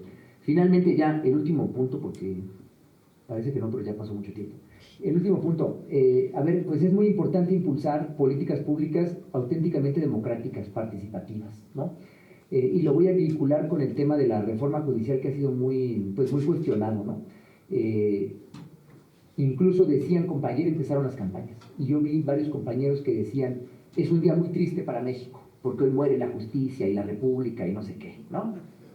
Pues murió para ellos y siguen de luto, y pues ahí van a estar ellos, de luto. Pero a ver, yo creo que es muy importante que valoremos cualquier oportunidad que tengamos de democratizar espacios e instituciones que son públicos, funciones que son públicas. Parecería una cosa redundante, pero es que la situación en la que nos hemos encontrado es tal que no es redundante. Tenemos que hablar de democratizar cosas que son públicas y de recuperar el carácter público de instituciones que, siendo públicas por principio, pues más bien se han mantenido ajenas al interés público nacional, ajenas a la sociedad, y que más bien operan como si fuesen corporaciones privadas, precisamente porque han estado secuestradas por grupos de poder, redes de poder externas, incluso internas al propio Poder Judicial, en este caso. Por eso es que tenemos que insistir en decir que hay que democratizar espacios e instituciones públicas y recobrar el carácter público de estas instituciones, porque parece que habían actuado como privadas o en favor de intereses privados, ¿no? Entonces, cuando se quejan de no, pero ahora eso de elegir a los jueces, dicen, las personas no saben elegir pareja, ¿cómo van a poder elegir a sus jueces? No, bueno, pues entonces no hagamos nada, ¿no? Pero es mentira, ¿no? Además, yo creo que pues sí se eligen parejas, bueno, pues luego las cosas salen y luego no salen, ¿no? Y las decisiones de todos modos se tienen que tomar, y es mejor que las tomemos todos, que las tomemos cada uno de nosotros y todos, a que las tome uno y nosotros nos enteremos y además estemos ahí viviendo de manera irreflexiva, pues una vida que en ese sentido ni nos pertenece, ¿no? Bueno, si nos equivocamos nosotros, y es mejor, ¿no? Aprendemos, porque así aprendemos. Y en el paso del tiempo, como son procesos, pues vamos mejorando. Si no, no hay otra manera. ¿O cómo le vamos a hacer? Entonces nunca mejoramos, nos quedamos ahí, no participamos en nada, y tú nos gobiernas y tú decides todo. ¿O qué? Esa es la trampa, ¿no? Esa es la trampa. Entonces yo creo que hay que estar contentos cuando hay oportunidades para democratizar instituciones públicas en este caso, ¿no? Yo creo que es algo pues que debe a nosotros tenernos tranquilos y que hay que impulsar. Es curioso, ¿no? Analistas, especialistas, etcétera, pues siempre ustedes les preguntan de la derecha, del centro, y todos siempre están a favor de la democracia, siempre, ¿no? O sea, todo el círculo de Lorenzo Córdoba, pues a favor de la democracia. Pero cuando hay una oportunidad concreta de impulsar un proceso de transformación que implica democratizar instituciones, ya no les gusta. Eso ya no es democracia. Y entonces más bien sacan el argumento de que hay que ponerle límites a la democracia, porque el pueblo se puede exceder, abusa de su poder, ¿no? Y puede ir en contra de las minorías. Por eso dicen que el Poder Judicial es un poder contramayoritario. Con esta reflexión voy a terminar. ¿Cuál es la minoría que protege esa derecha, ese pensamiento reaccionario y conservador? ¿Cuál es la minoría que protege? ¿Son mujeres? ¿Son afromexicanos? ¿Son indígenas? ¿Qué minoría es la que protege? ¿Qué minoría es la que se protege con esta ideología? Que no es de ahora, la vienen arrastrando porque es parte de la teoría política del liberalismo. ¿Cuál minoría es la que se protege? La primera minoría, la burguesía. La primera minoría es la de la burguesía que sí quería gobernar, que quiere explotar, pero que no quiere tener nada que ver con la gente que es explotada. La primera minoría es la de los amos, que quieren mantener a los esclavos en la misma situación. Así es también como debemos entender el episodio, las discusiones en torno al empresario mexicano que no quiere pagar impuestos. Hace todo para eludirlos. Le encanta tener negocios en México y explotar a los mexicanos. Le encanta. Todavía se hace chistoso en las redes y todo, ¿no? Muy, muy popular. Le encanta explotarlos. Generar riqueza a costa de su trabajo y que luego y apropiárselo. Pero cuando a él le toca participar en la construcción social, ¿sí? Incluso pues simplemente en la subsistencia de esos a los que explota, pues eso no le gusta, porque él no está mirando el tema de los impuestos como un tema de justicia social. No ve que los impuestos pueden ser una herramienta de redistribución de la riqueza para generar, pues por lo menos dar un poco de esperanza y generar un poco de mejores condiciones de vida para la población que es explotada por él, y él no quiere participar en eso. Pues es un mensaje muy negativo, ¿no? O sea, yo soy el amo y los exploto y aquí está el látigo, ahí te va. Pero cuando ustedes me piden un poco de agua, no les doy. Bueno, yo creo que hay que romper con eso, ¿no?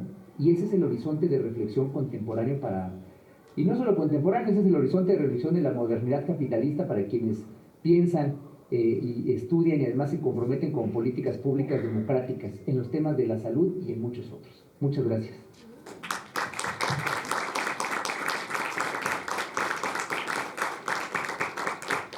Y también, bueno, pues que hay que recuperar nuestra historia, ¿no? Para poder transformar. Si no sabemos quiénes somos y de dónde venimos, de qué procesos sociales hemos partido y qué procesos sociales estamos viviendo, pues tampoco podemos transformar.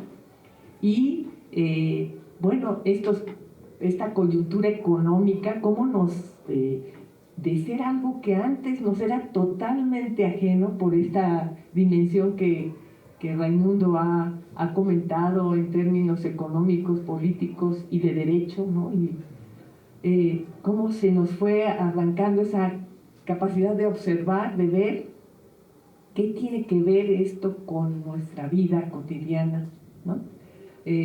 Bueno, es momento de preguntar cualquier duda que tengan sobre esto. Pues felicidades por toda tu trayectoria, muchas gracias por la plática. Y mi duda es principalmente qué trabas o qué candados ves principalmente en la cuestión que va hacia la soberanía alimentaria. Una de mis inquietudes es... bueno, yo he trabajado en la parte del campo y veo que, pues bueno, el gran retraso, pero bueno, mi inquietud principalmente es la falta o el poco acceso que la misma gente que trabaja el campo tiene a estos productos, que son la base también de la salud. Entonces quisiera preguntarte sobre esa parte. Gracias. ¿Alguien más? Que habla sobre la salud, la alimentación y también cómo podemos participar para crear una política que sea acorde a las necesidades de los pueblos o de la población en general. En los artículos bien dice y se argumenta y se fundamenta y tanto el Estado que le otorgará los derechos a todas las personas, poder tener acceso a todos los servicios, y que puede participar, pero sin embargo no se lleva a cabo. Incluso una parte en algunos de ese artículo dice que el gobierno, el Estado, es como paulatinamente que se va a llevar a cabo.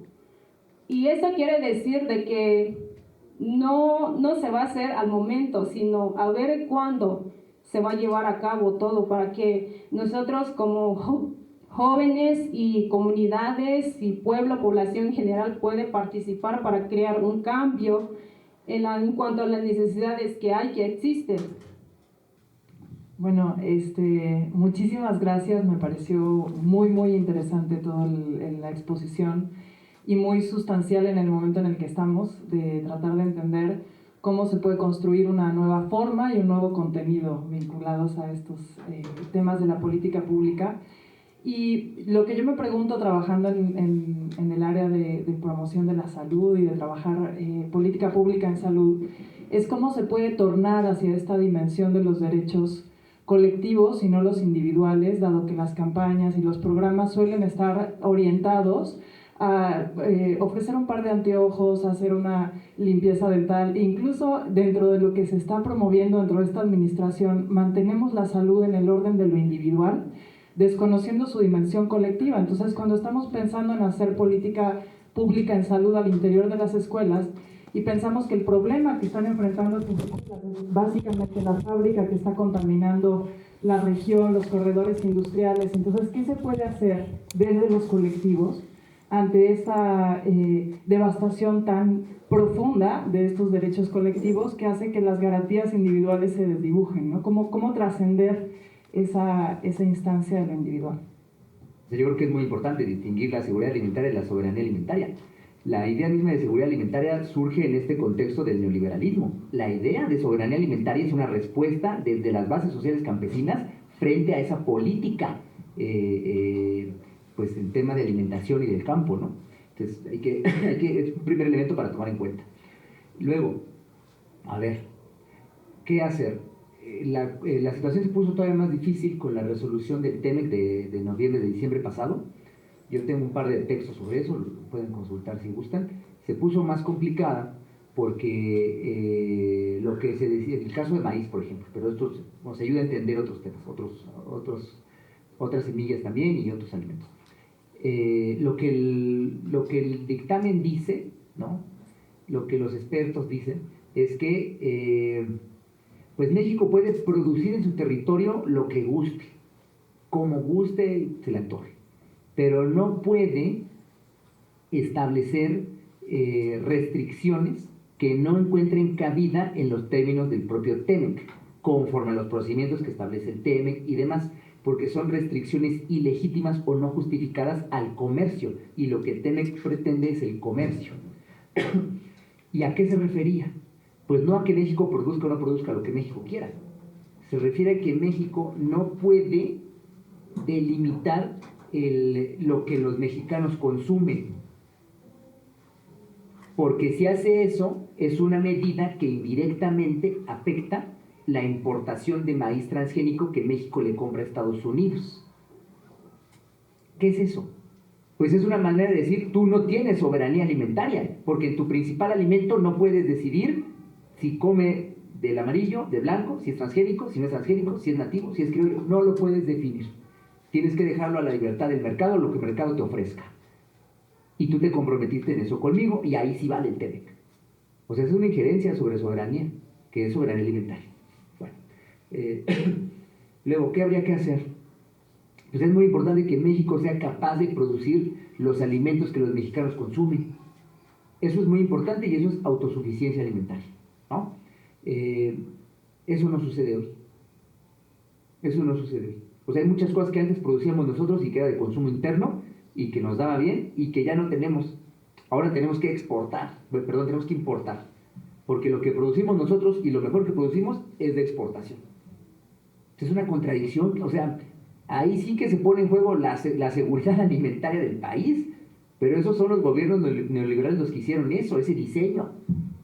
Depende de dos hilitos, ¿no? Luego, pues la diversificación de lo que se cultiva, porque se le apostó a grandes emprendimientos de monocultivo, en lugar de la diversidad. Precisamente por eso el paradigma choca tanto.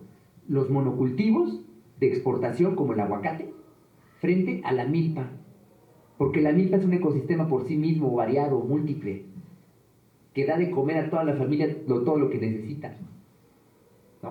O sea, por eso choca tanto. Bueno, luego, pues viene también relacionado con la capacidad de producir lo que nosotros mismos consumimos y luego ya vemos qué hacemos con los excedentes, no al revés. Producimos para los demás y luego lo que sobra vemos cómo lo repartimos mal aquí. Creo que es al revés.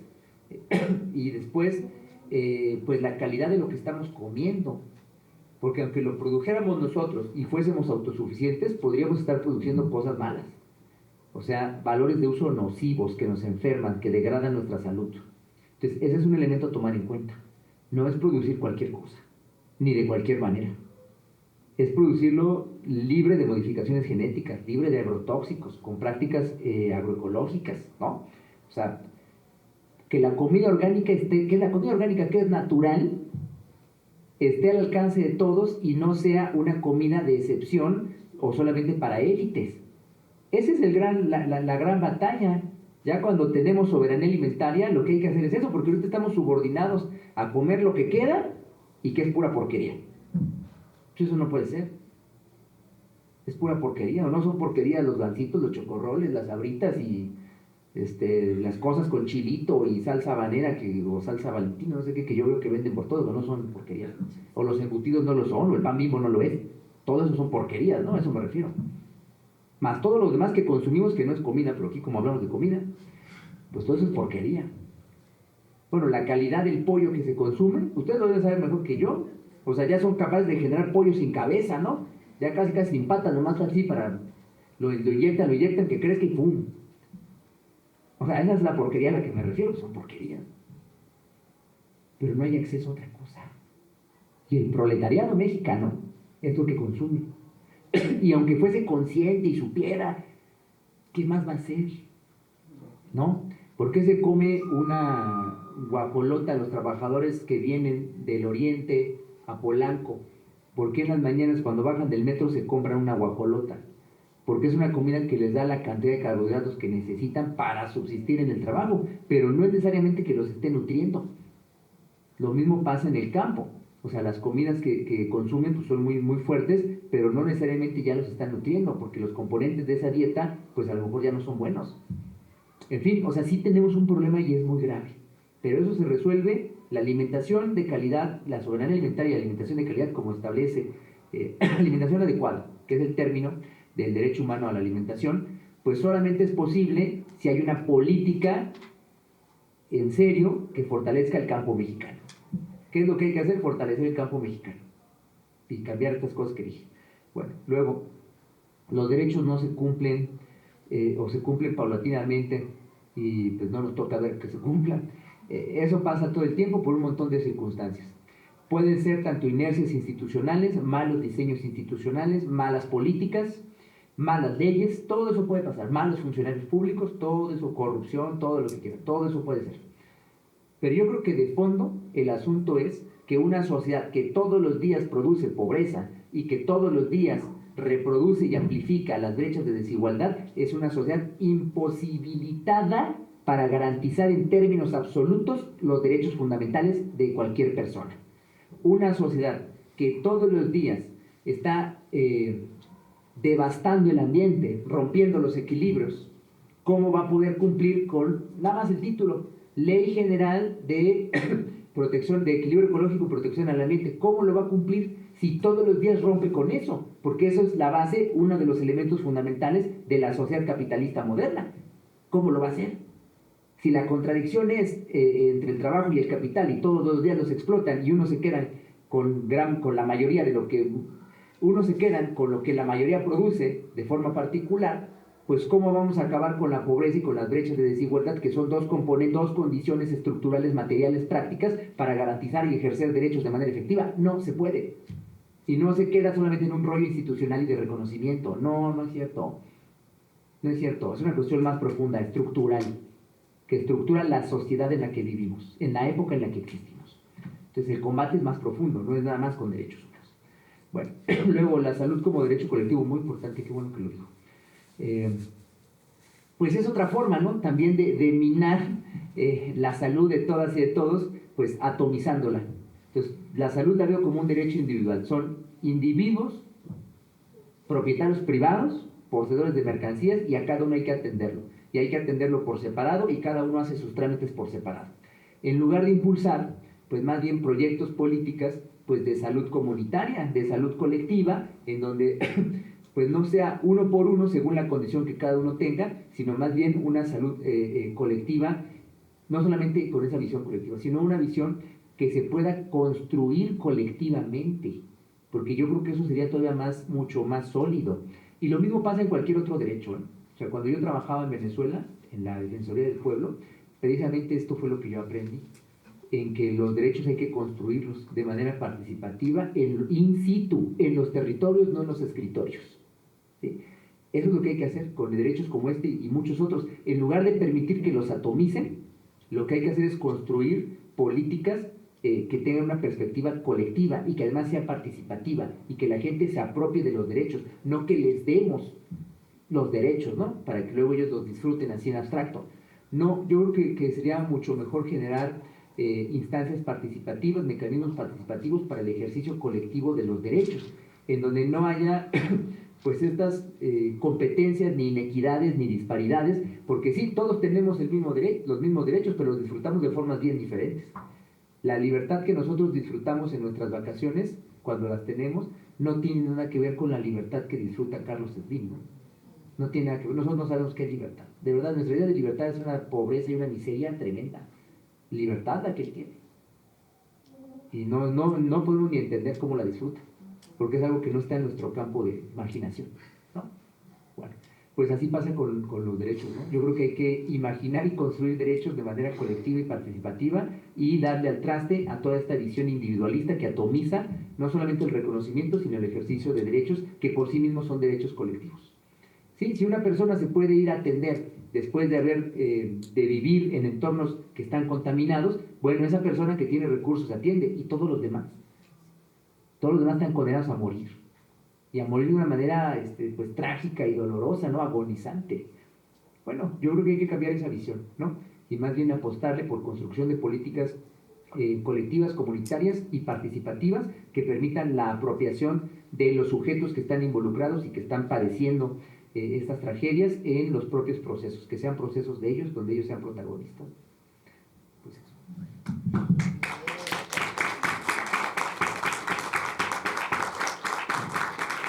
Pues muchas gracias, agradecemos mucho al maestro Raimundo Espinosa, pues en este comienzo de un proceso que pues va a durar unos meses y que pues si todos colaboramos, pues podemos ir construyendo colectivamente pues una nueva forma de hacer derecho, una nueva forma de hacer justicia, una nueva forma de gobernarnos, ¿no?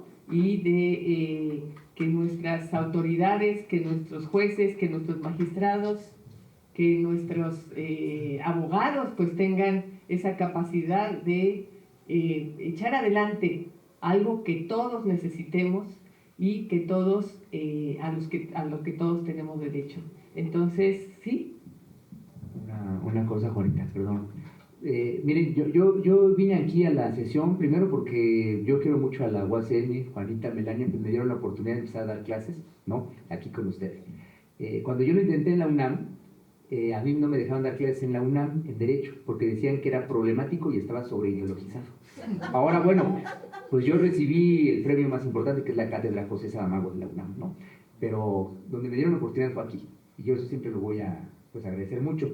Y cuando Juanita me dijo, oye, pues hay la oportunidad de participar, ahorita que ya yo estaba desempleado.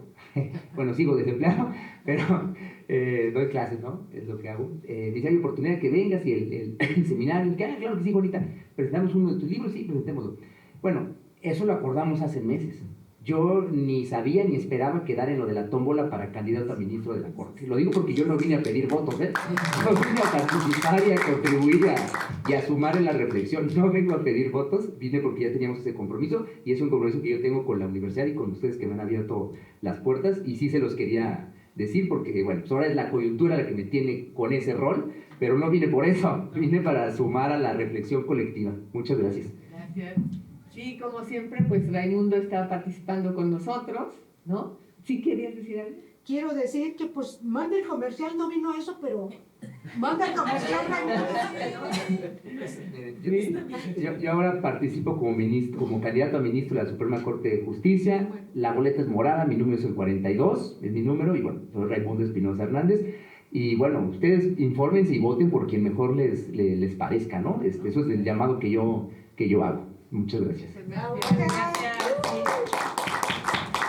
Y sí es muy importante pues para ir previniendo, ¿no? Pues hay mucha gente interesada en que no haya ninguna transformación, hay mucha gente que quiere mantener sus privilegios y quiere mantener al país pues hundido como ha estado. Entonces sí hay que informarse, está saliendo mucha información sobre los candidatos ahorita.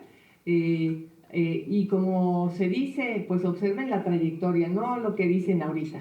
Lo que dicen ahorita, pues lo van a adornar con el nuevo discurso de la 4T y de que queremos a los indígenas y que queremos X y Y, pero no va a estar soportado por su trayectoria. Entonces, veamos los procesos, veamos las trayectorias y realmente informémonos y compartamos esta información. Es un momento muy importante para nuestro país, es un momento y no está habiendo ninguna información. Está todo tan complejo, ¿no? Sí, adelante. Es cuando ahorita debemos de cosechar lo que queremos. ¿Qué queremos? Construir esos cambios de corrupciones, ese cambio de ciudad, ese cambio de transformación. Cuando nosotros estamos sufriendo años y años atrás, lo que queremos es un cambio. Lo decía el maestro. ¿Qué tenemos que hacer? Participar, dialogar. Así. Y lo que nos toca a nosotros, que ya no estamos tan jóvenes, es volver a establecer el puente, el diálogo, la construcción de otra vez de esta comunicación que necesitamos tener con los jóvenes. Los jóvenes pues realmente son los más dañados, tienen un daño muy grande desde que nacieron, ¿no? 35 años de esta política neoliberal, pues afectó todo su crecimiento, todas sus necesidades, toda su formación a lo largo de este tiempo. Entonces, más que reprocharles, nosotros tenemos que ir construir los tejidos con ellos, ¿no? Afortunadamente, bueno, los jóvenes que vinieron, bueno, están en esta universidad, se están formando con maestros que estuvieron aquí también y que pues podemos seguir tejiendo esto. Igual en nuestras comunidades tenemos que seguir generando estos espacios para platicar, para discutir cuál es lo que queremos de nuestro país. Y ellos ya vivieron en un país abonado, digamos, y pues requieren que nosotros y ellos mismos pues tengan esa nueva esperanza de construir algo nuevo, ¿no?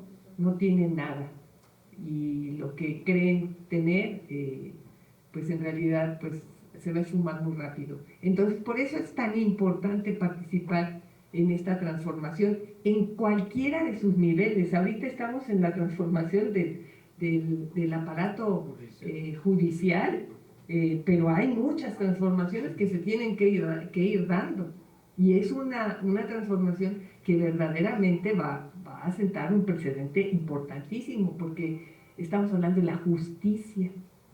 Queremos justicia para el país y los que van a impartir la justicia pues son una bola de injustos. Así es, por decirlo menos. Entonces, la justicia la tenemos que construir y como dice Raimundo, nos vamos a atrever a generar pues esa construcción. Nos vamos a atrever con el riesgo pues de que nos queden los que siempre han quedado, ¿no? Porque tienen sus medios de publicidad, porque pagan, porque le apuestan a esta desesperanza de los jóvenes, le apuestan. Ellos saben y dicen, no, ahorita los jóvenes no van a hacer nada, ¿no? Entonces, de nuestra parte sale querer que sí sale, ¿no? Que sí tengan que ver, que sí recuperen la esperanza y que se apuesten por esa transformación en este momento de la estructura judicial y en otros momentos de todos los cambios que puedan surgir de ellos, ¿no? Entonces, pues agradecemos mucho a Raimundo. ¿Quiere hablar? Pues hay otra situación, tenemos una presidenta, una jefa de gobierno, tenemos ministras y muchas otras cosas más. Pero es una lucha y un proceso, y eso es lo que hay que entender. Y yo creo que lo que hay que hacer es conciencia de la importancia que tiene todo este proceso en este momento, todo este proceso de transformación del Poder Judicial, pero tenemos que ver que apoyemos a nuestros compañeros como Raimundo y como otros y otras compañeras que han dado una lucha importante y que no son los ministros ni los jueces que se venden al capital inmobiliario, al capital, sino que realmente defiendan al pueblo, y por eso es importante que difundamos cuáles son estos, porque muchos se disfrazan y entonces estos ahora todos son caperucitas rojas cuando eran lobos, ¿no? Entonces sí es importante que analicemos, que veamos y que hagamos conciencia en los jóvenes, porque a ellos les va a tocar vivir todo este proceso.